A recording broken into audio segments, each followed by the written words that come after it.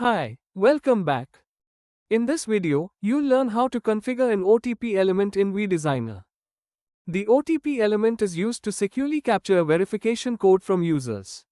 You can customize the number of digits, masking preferences, and design properties. Open your canvas to configure the OTP element. Navigate to the Elements section in the left panel.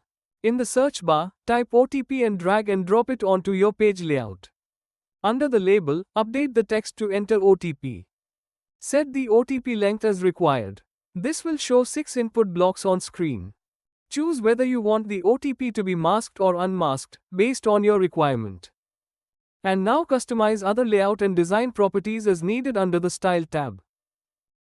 Click Apply to save your configuration.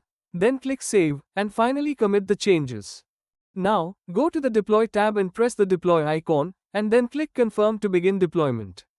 After deployment is successful, go to the Downloads section. Click on Launch Web Application. Now, here on the page, the OTP element will now be visible with 6 input fields. Enter a value, masked input will be shown if that option was enabled. Thanks for watching and happy learning.